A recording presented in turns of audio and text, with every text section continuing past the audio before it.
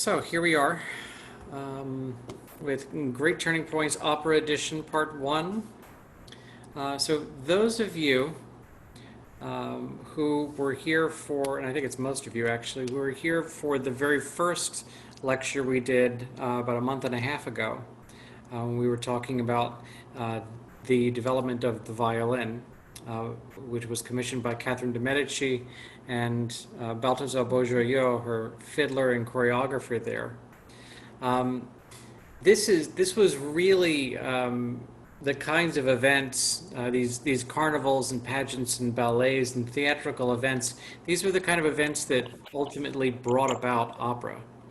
A common theme you'll see throughout the entire history of opera, two common themes actually.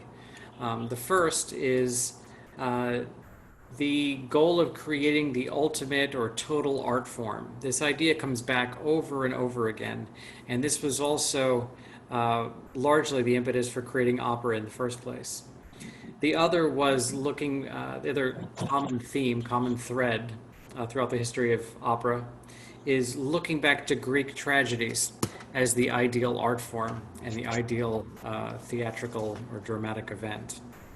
And they're constantly, even though in this period in time,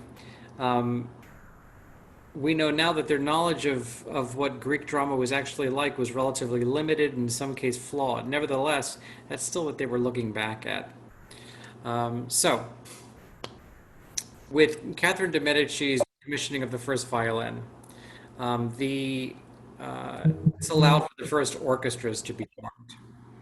And with the first orchestras, well, they already had these ballet-like, early ballet-like exhibitions going on, and they had pageantry and carnivals and acrobatics. They had song festivals and certainly theater as well. So the idea of opera was to try and combine all of these into some theatrical presentation that was combined throughout with music. So the first composer actually to write what we would now recognize as an opera was a gentleman by the name of Jacopo Peri. Now, as we've seen many times in music history already, that credit for invention doesn't go to the person who invented it first, but the person who invented it so well that it never had to be invented again. And this is why none of you know the name Jacopo Peri, because his first two operas were not terribly well received, and it wasn't seen as, such an extraordinary thing that it needed to be carried on necessarily. So Jacopo Peri's first opera in 1598 was called Daphne, of course based on Greek myth, Daphne. So the general reaction to it was, meh, it's fine. And then a few years later, in 1600, at the marriage of Maria de' Medici to Henry IV, they decided to try again. And it was at this event that a second opera, again by Jacopo Peri, was premiered. And the subject of this opera was Eurydice, so Orpheus and Eurydice, or Orfeo and Eurydice, depending on your preferred language. So again, looking back to Greek myth.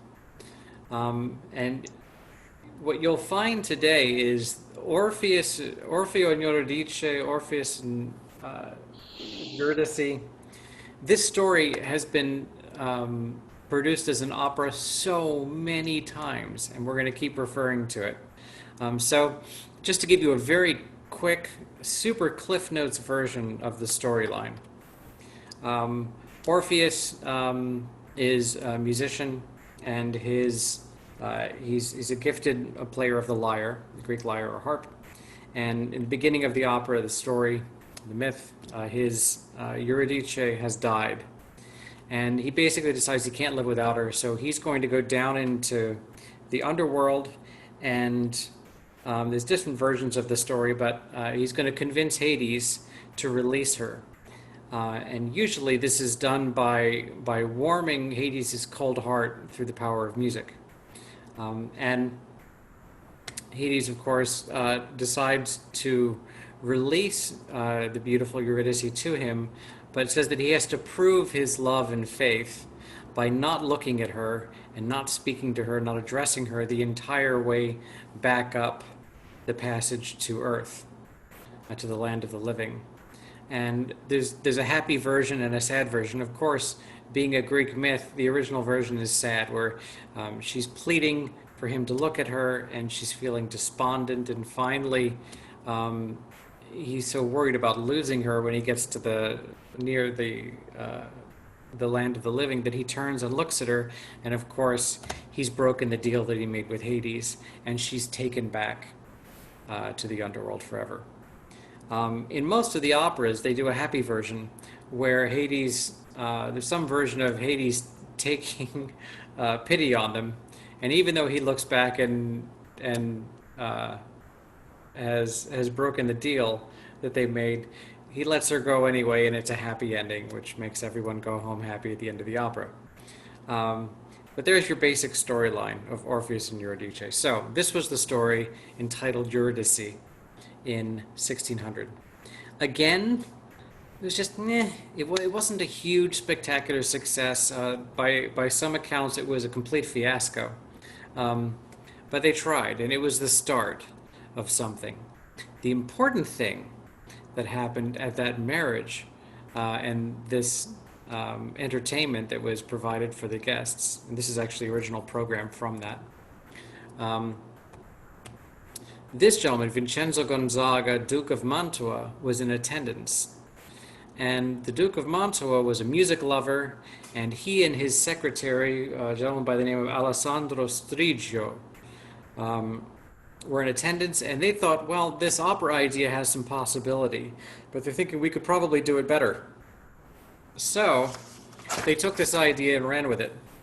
And this brings in one of the most famous committees in all of music history. Now, I am of the belief that very few great artworks of any kind and very few great inventions have come about by committee. All of you are, I'm sure, well aware of the adage that a camel is a horse designed by committee. Well, opera is, in fact, a great art form that, for all intents and purposes, was designed by committee. And the name of that committee was the Florentine Camerata, also known as Camerata di Bardi. So this group of gentlemen in Florence, it's basically a social club, and they would get together on a regular basis at the home of Giovanni di Bardi, who was a local shop owner and fancied himself something of a composer. And they would discuss philosophy and astrology and music and literature and culture in general. And a name you'll recognize of someone who was on this committee might be Vincenzo Galilei, who was a lutenist and a composer and the father of Galileo Galilei. So he was on this group, as was Gonzaga's secretary, Alessandro Strigio. So these gentlemen basically were thinking about this and trying to decide, okay, how can we try this musical drama in a new way and try and improve upon it?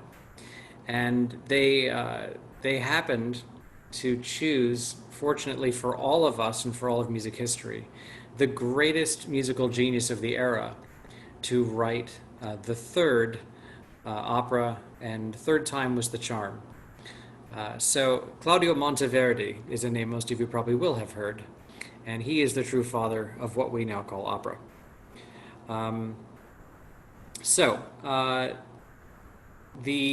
What they decided to do is, well, they knew that there was this, they were telling everybody about there was this amazing opera called Eurydice, and that's a great story to write an opera to. What if we do a version of that? But we have Monteverdi write it. And Strigio, I believe, ended up actually writing the libretto for it. And in an enormous feat of creativity, they called it L'Orfeo instead of Eurydice. And this was premiered in 1607 with a relatively small orchestral ensemble, but it was such an auspicious beginning, and it was such inspired drama and music and singing, and there was so much about it that was new that it caught fire. And there were several performances of it, and this is when opera really took off with this. And amazingly, after over 400 years, L'Orfeo, Monteverdi's L'Orfeo, is still being performed.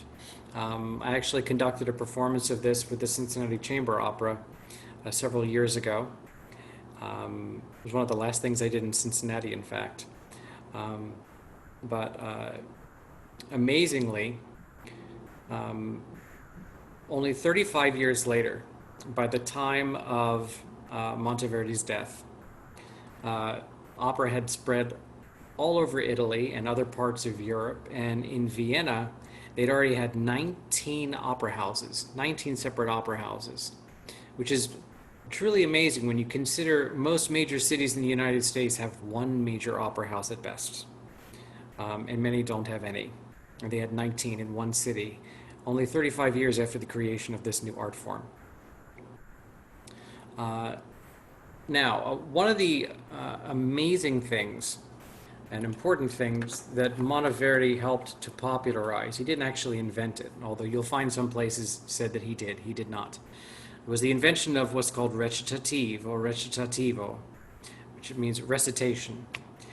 One of the problems they had in trying to combine a dramatic form with music was how do you bridge song and dialogue? How do you move a plot line while still telling song, which is a slower delivery of dialogue? And the solution to this was using recitative. So recitative is kind of like a speak singing, where there's a chord and da da da da da da da da da da da da da da da, another chord, da da da da da da da da da da. So it's meant to move the plot along. So there's a lot of dialogue getting by very quickly. And the reason they're doing this is because if you stop and speak, and then you have vocalism, and then speaking, and then singing, and back and forth, it totally breaks down the story, and the narrative gets so broken up that people are constantly being pulled in and out of the dramatic event. But by using recitative, everything is becoming sung, everything is musical on some level, and you're not breaking down the structure of the dramatic delivery. So I'm going to show you one quick scene from the first great recitative in opera. And this is Tu sei morta, you are dead. So this is right after Orfeo has learned that Eurydice is dead. And he basically is saying, and this is towards the end of this recitative, it's already very dramatic what he's singing. So it's not just delivery of dialogue. It's very aria-like already. And what he's saying here is that basically I can't live without her, and life doesn't have any meaning without her. And he just says, addio, farewell to the world, farewell to the land of the living.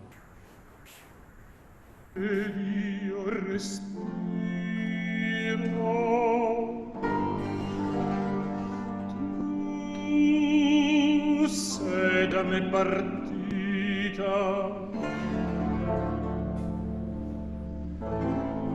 sei da me partita per mai più non tornare, ed io rimango. No, no, che se i versi alcuna cosa ponno, n'andrò sicura più profondi abissi.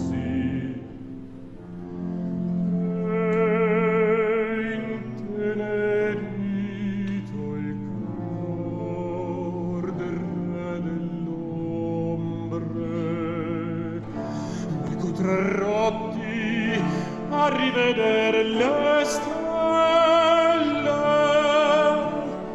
o se ciò negherà mio destino, rimarrò teco in compagnia di morte.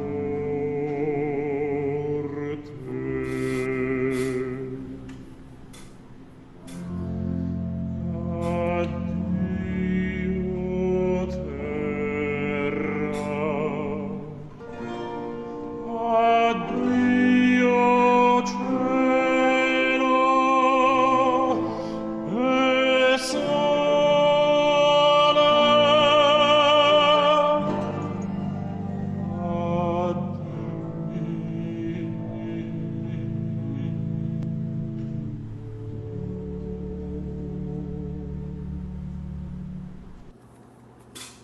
Not too bad for a first great opera, you know? I mean, already it conveys such power and emotion, and you can see why people were already quite taken with it.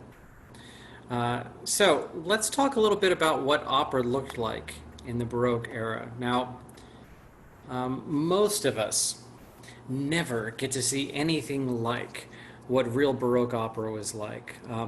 When when this really started to take off, they started to build dramatic theaters that were capable of showing the most dramatic art form. I mean, they really had meant this to be a unifying of many different art forms. In fact, the word opera actually means art forms or works, many different kinds of works. So, opera is the plural of opus, which means a work, and opera means many different works, so many different ideas put together into one. So, uh, you could think of it as the cinema of the age. They're pulling in music and sets and costumes and lighting and everything they can. Now, there are a few surviving great Baroque theaters in Europe. The surviving ones, though, are generally not in an amazing state of repair. I mean, it's been several centuries. However, there are a few that also have been reproduced, so that you can see what opera theaters looked like then. They are very different from what we think opera looks like now. First of all, as you can see here, the depth of the stage was much deeper, sometimes 2 or 3 times deeper than your typical opera stage now, because they really wanted to play with perspective.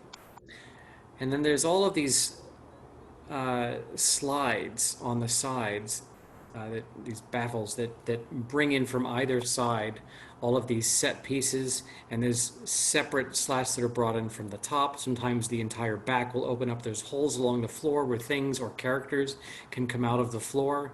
There are flying rigs that were brought in to be part of the theater as permanent parts of these theaters. They were because they were talking about Greek legends and Greek myths. The whole idea was, we're talking about gods and goddesses, and they had cherubs flying in. Sometimes they would have entire choirs of angels. I remember reading one story when I was studying this era in my doctoral work. There was one rigging they'd made where they had something like 150 chorus members all suspended off the ground on what looked like a cloud, and it meant it looked like a floating choir of angels. I mean, there's no opera that suspends 150 people in a chorus today, but back then they would do it. Probably because they didn't have anything like unions guarding for anyone's safety. Um, yeah, there were a lot of people that died in opera. What do you do? It's dramatic. So I have a couple other images here. So here's another image of a similar opera scene, actually. One of the things that's noteworthy is take a look at the pit orchestra below. So a modern pit orchestra, everybody has their own music stand, and we don't typically wear wigs anymore. However, you'll notice this long desk along the middle. So they didn't generally have music stands. They had usually just a line of desks with candles very much like this. And then often on either side, they would have two separate harpsichords. They would have antiphonal harpsichords, and then something like maybe 8 to 18 different musicians in the pit orchestra. So they weren't huge ensembles, of course. And then the hall itself, well, as extravagant as this is, you'll notice there aren't that many seats in even the greatest of Baroque theaters. Which explains why they can have this depth. If you had a stage this deep, no one in the balconies of a modern theater would be able to see it. All of this was brought forward in the halls in the 19th century. But in the 17th century, when they were first bringing all of these about, and then the 18th century, the audience was much closer to the stage, and it was a smaller audience. Like what we have in McIntyre, it's just a couple hundred. So people were closer to the action, and they could see into the hall, or see into the stage rather. So I'm going to show you two quick examples of how complicated these theaters could be. When they were first designing these any theater like this, they would quite literally be bringing in the finest architects, the most skilled engineers in Europe, because these were real marvels.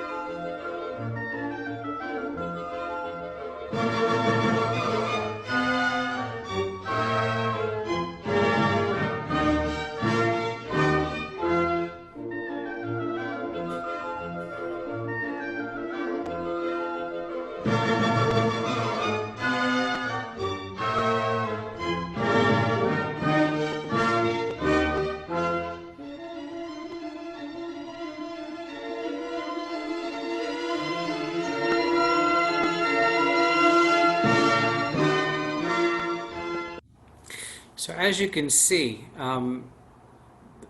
the scene changes really were part of the show. You know, um, they wanted everything about it to be dramatic and and part of the drama. And what you'll see here, this is an actual scene change in the middle of an opera. You can see that the scene change itself really is spectacular. So what you see now is obviously some palace scene. And watch how this is transformed in a matter of about 30 seconds. And you can hear the audience's reaction as well.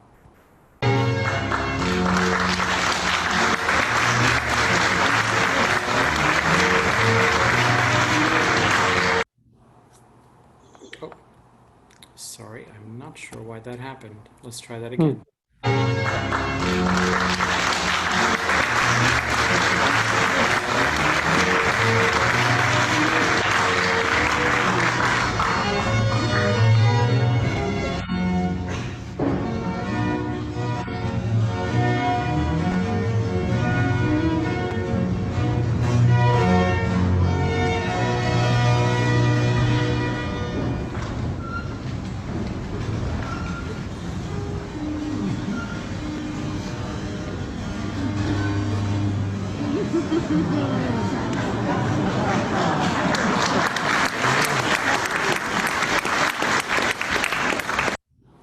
You know, we don't really do that these days.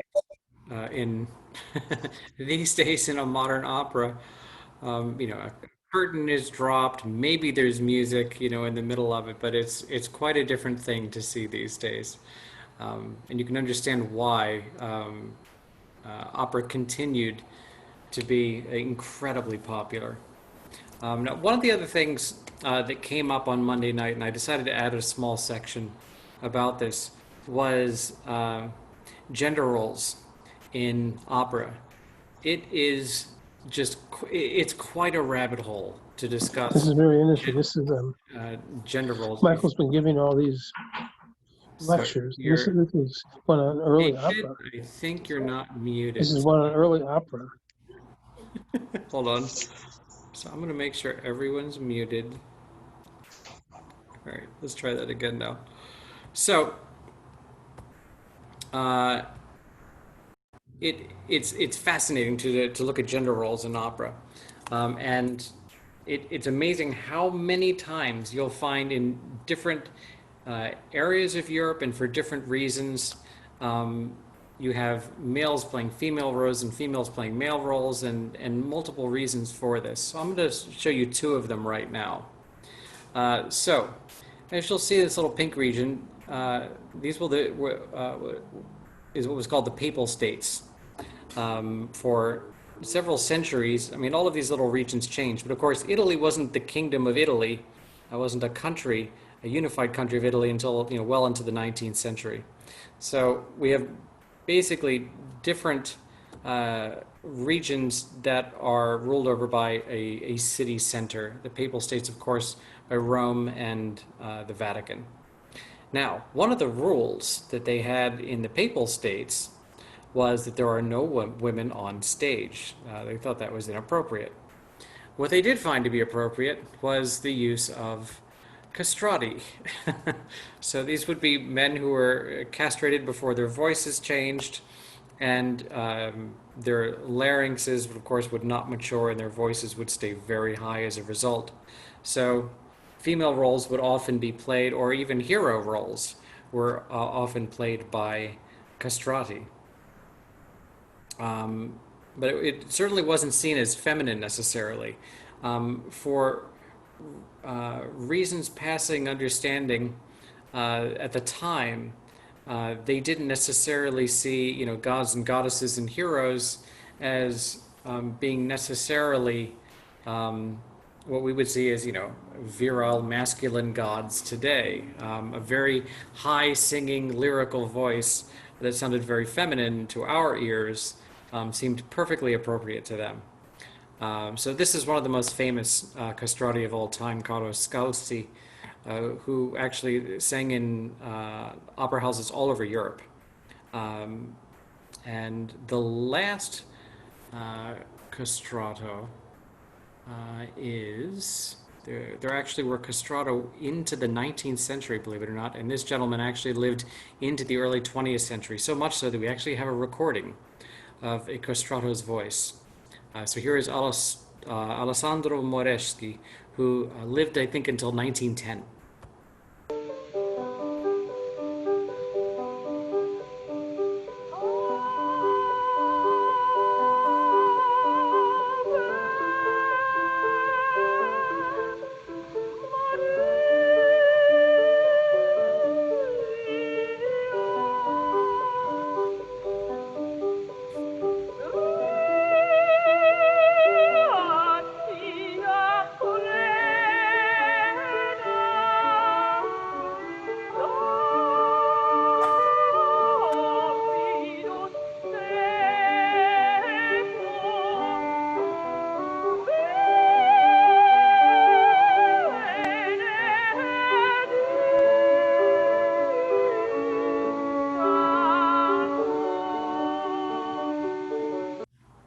Now today, roles that would have been performed by castrati back then are typically played by either mezzo-sopranos or even sopranos, or sometimes even a vocal type called a countertenor, which is a very high tenor voice.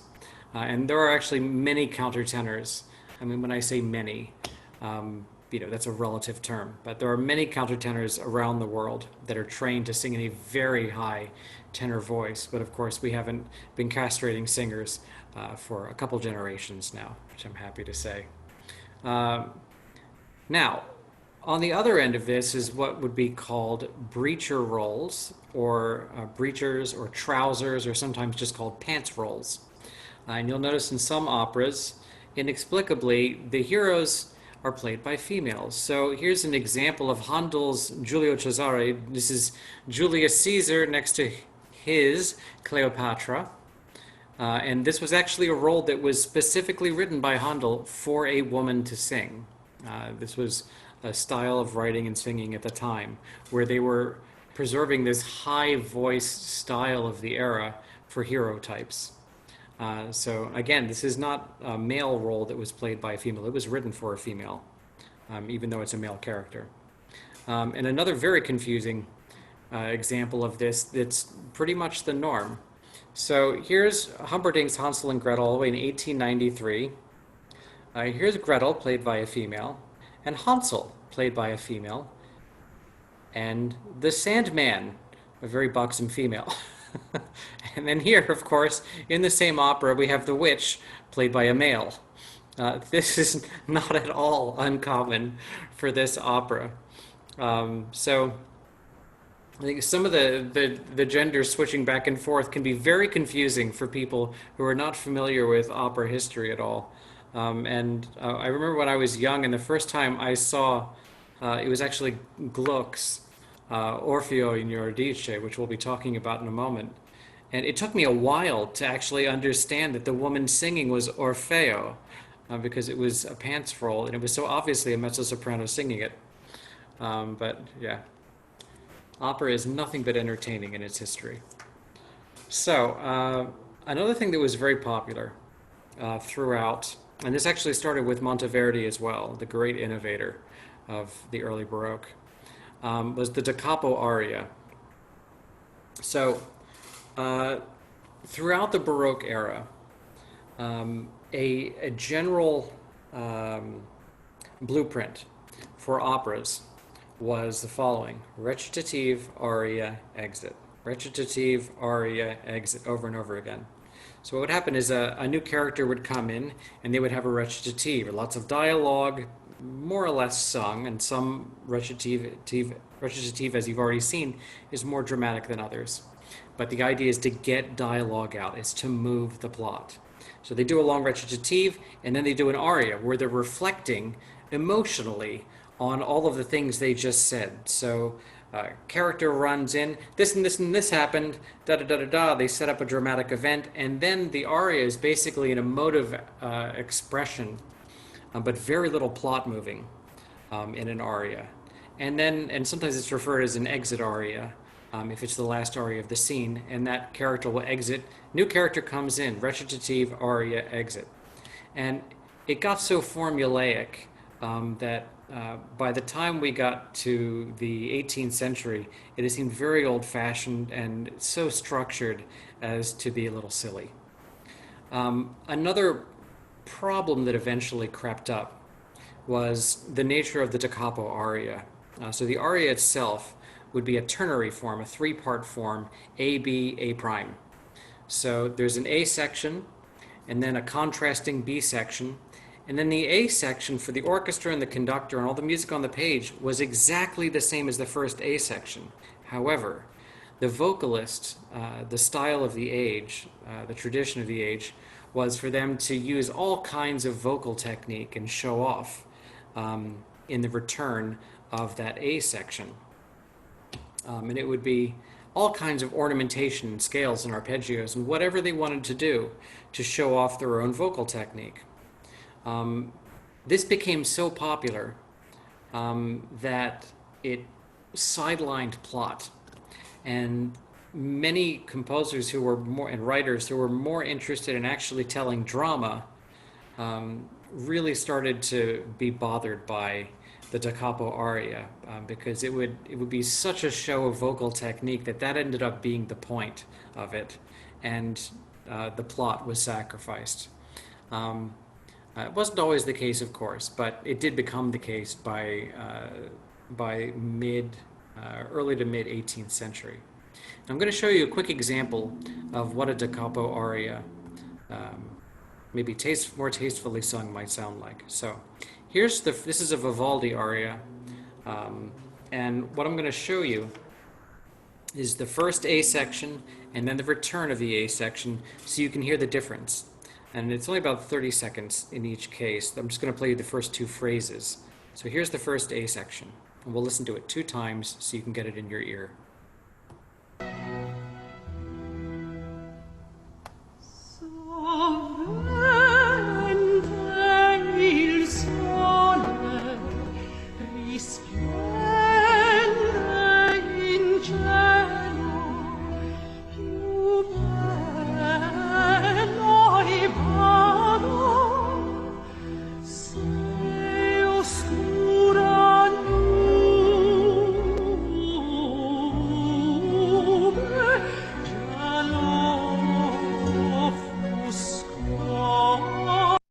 So, it's sung in Italian. Now, of course, there were no surcaps at the time. There's no projected text. You know, the language of opera was told in the language of the audience. So they needed to be able to understand what was being sung to follow the plot. And then once, although opera was generally in Italian for the longest time, once it spread around Europe, you would have German operas in German and French operas in French, and everybody was seeing opera in their own language, unlike we are accustomed to in English. Obviously, there's very few operas, relatively speaking, that are in English.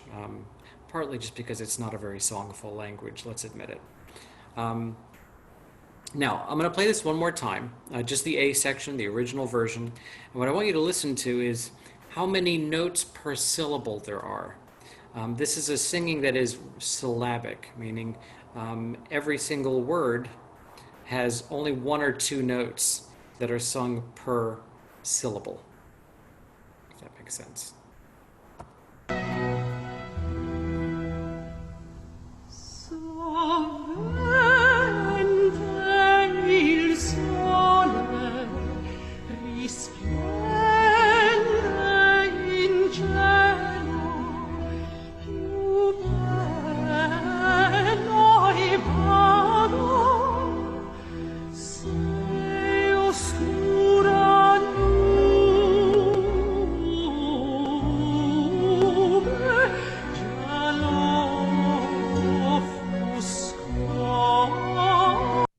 So lots of syllables, not that many notes per syllable, often only one. Now we're going to skip ahead to when the A section returns, and I'll reiterate that all of the conductor and all of the musicians and all of the notes on the page look exactly the same.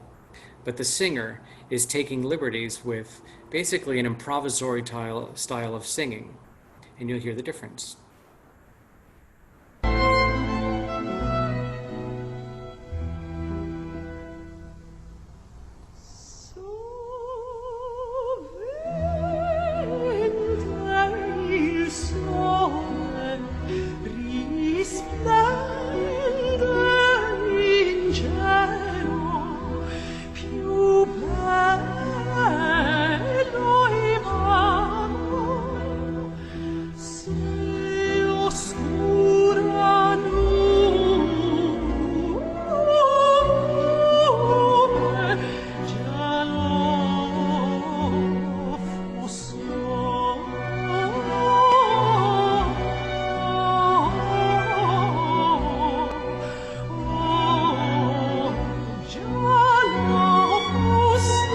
So you notice this is what is called melismatic singing, meaning lots of notes per syllable.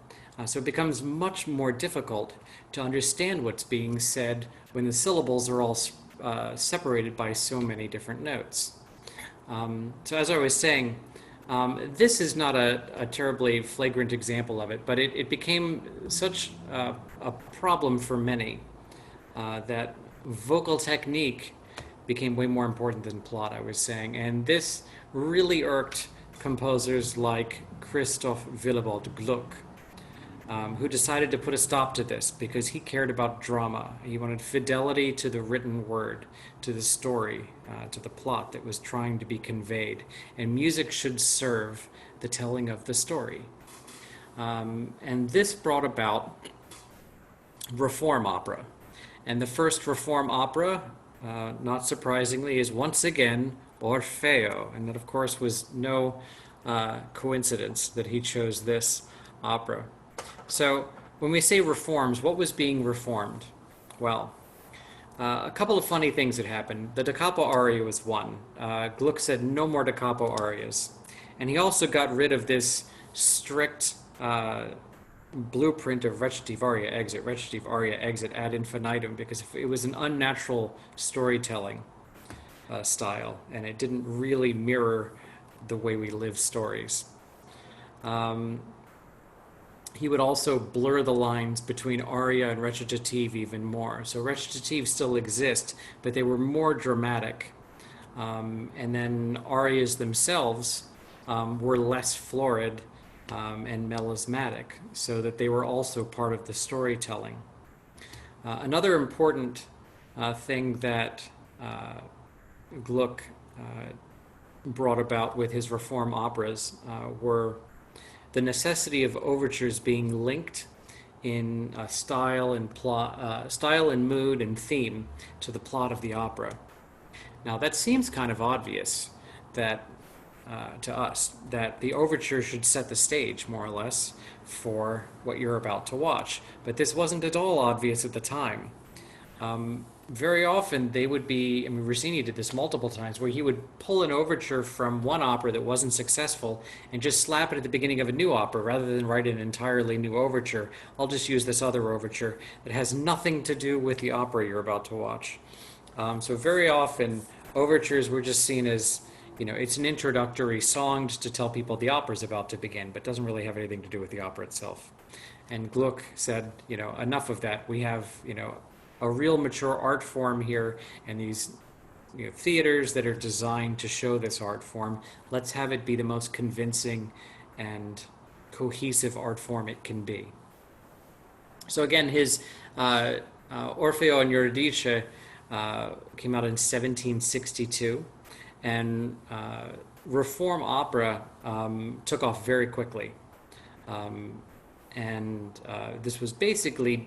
This innovation was just in time for the greatest composer of the 18th century, Mozart, certainly the greatest opera composer by far, to run with it. And all of his operas are more in the reform style.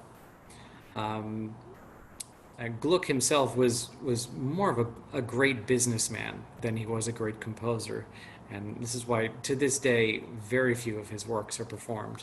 But, as is often the case, the people who innovate the forms first are not the ones who necessarily are remembered for it. It's the people who use those forms in the most artistically convincing ways. And in this case, again, it was Mozart. So I thought it would be nice to end our little chat, this first section, with Mozart's Don Giovanni. And we're going to watch the closing scene when the Commendatore shows up. So it's the story of Don Juan. If you're not familiar with the opera, it's the story of Don Juan, who's lived a life of debauchery and sin. And he's basically, in this scene, given one last chance to repent, which he staunchly refuses because he's a prideful man. And at the end of the scene, so the Commendatore is this dead commander who comes in the form of a statue that's come to life and is spelling Don Giovanni's doom. Oh, and apologies for the quality of this. I'm showing it to you because the quality of the singing is so good, even though this is not an HD video, so bear with me. It's about 5 minutes, this one. Oh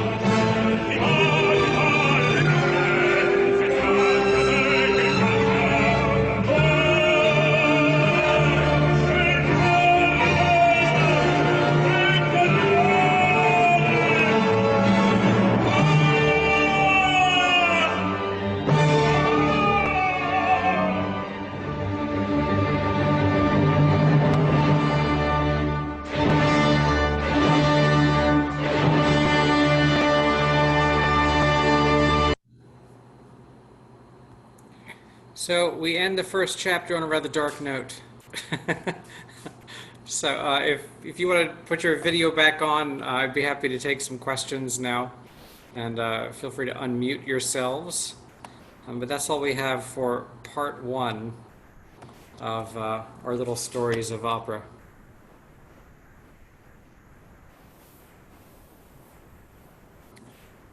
Thanks, Michael. That was wonderful. Actually, it's a slightly different question about the end of Don Giovanni, which I never understood, because here's this more extraordinary dramatic ending where repent and he goes to flame. And then after that, there's this little choir, but here's a story. And it's such a contrast. It doesn't fit. And I've always wondered, what was that about?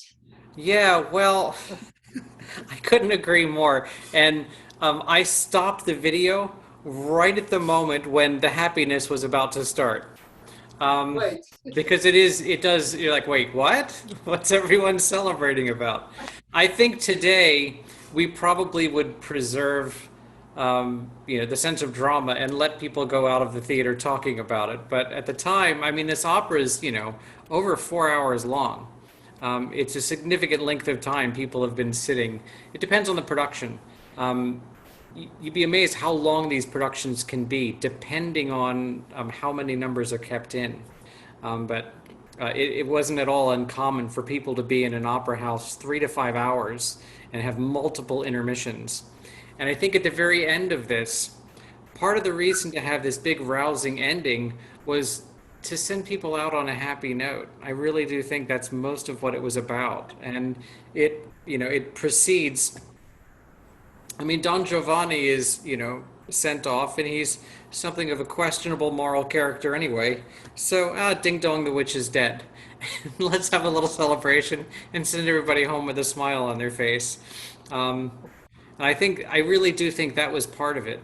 Mozart was not at all unfamiliar with the necessities of selling tickets and selling subscriptions. And he actually would literally sell subscriptions to his concerts and his operas, just as we would, especially in if it was public opera houses. They were sold by subscription, just as many of ours were. And we actually have records of when he was more successful than other times. For example, after the Marriage of Figaro, which was rightly said in the movie Amadeus. There's a lot of things that are historically quite wrong in that movie. For example, I'm going to say here once and for all that there is no evidence that Salieri and Mozart were nemesis. That is not true. And it really is sad that poor Salieri's name gets dragged through the mud for all history now. But the opera Marriage of Figaro really did cause a lot of consternation and turmoil and struggles between the classes and social upheaval, and so much so that when that opera premiered, his subscriptions dropped like a rock, and we actually can see written examples of Mozart really had a tough time with that one. It created problems for him, but fortunately, these operas have stood the test of time due to their genius. This is Deborah. Yeah. I have a question. Hi, Deborah. Given how popular opera became, early on, how did it balance, or what was the difference between those that were opera goers versus concert goers? I mean, were they competing for the same audience, or were they different audiences, or how did that play out? Well, opera didn't have much competition because there was no concert audience yet. Okay. Concert music really didn't exist yet.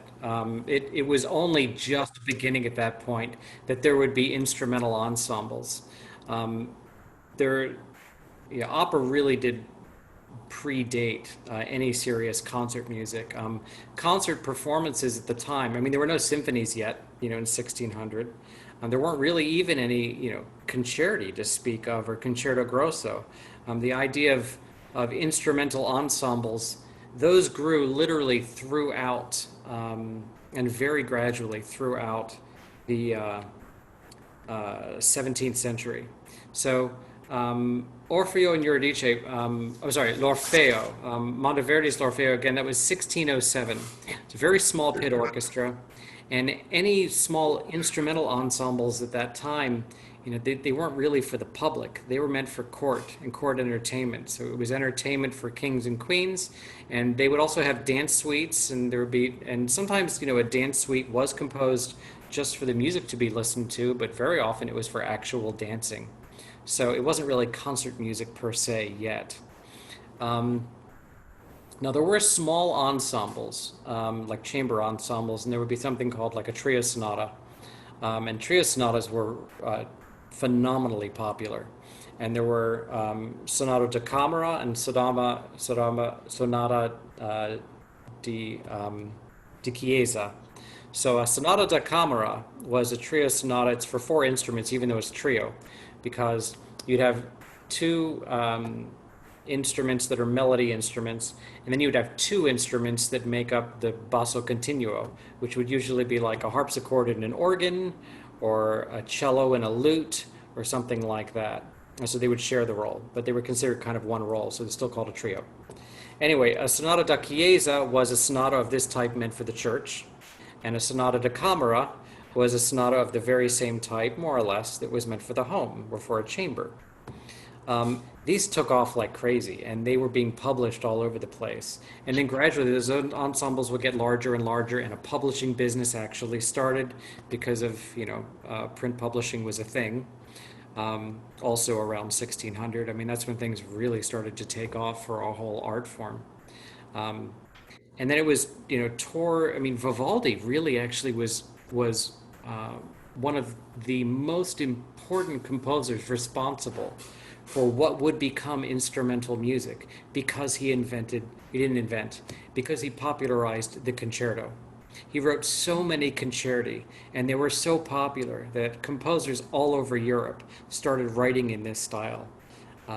And that really did pave the way for people like Bach's sons, C.P.E. Bach and J.C.E. Bach in particular, to write small sinfonias, which would become symphonies, and instrumental music. And then it finally started to become popular in the 18th century. So it was a full century later that instrumental music really became a thing.